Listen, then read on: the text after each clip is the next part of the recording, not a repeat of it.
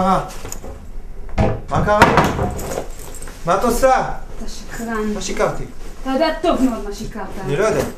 שקרן. אולי תסביר לי מה את עושה? הולכת. אבל למה? את לא יכולה לעשות מה שאת רוצה. ועוד איך אני יכולה.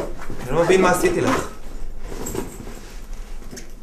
משה, תזוז. אני לא מבין מה עשיתי לך. חברים מפעם, אה? כן, חברים מפעם, מה את רוצה? ולא ידעת שהם פושעים נמלטים שהמשטרה רודפת אחריהם. מה? חס ושלום. המשיך לשקר, אה? אתה חושב שאני מטומטמת? הוא חושב שאני מטומטמת!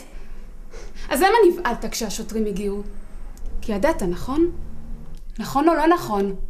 נכון או לא נכון? ידעת או לא ידעת?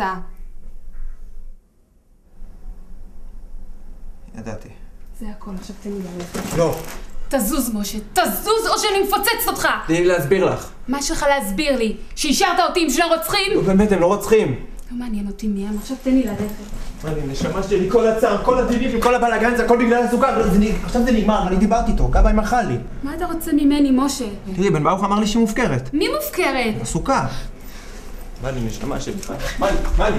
הנה, אני דיברתי איתו, הוא מחל לי. מי, בן ברוך? לא, את לא מבינה מה אני מדבר איתך. גבאי, הוא גר ליד הבית הכנסת של העיראקים. משה, אתה התחרפנת לגמרי, תעזוב אותי, נו. מה לי, נשמה, לי חקירה. זה ניסיון, נכון? תזכרי מה את אמרת על אברהם ואסתר, תזכרי את זה. זה היה ניסיון, אני לא רציתי לפספס אותו. תשכח מזה, משה. לא רוצה. תשכח מזה, לא יהיה ילד, לא איתי. רק איתך.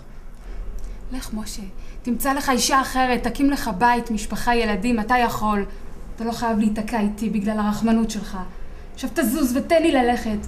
ואל תבוא אחריי, אני מבקשת. ככה?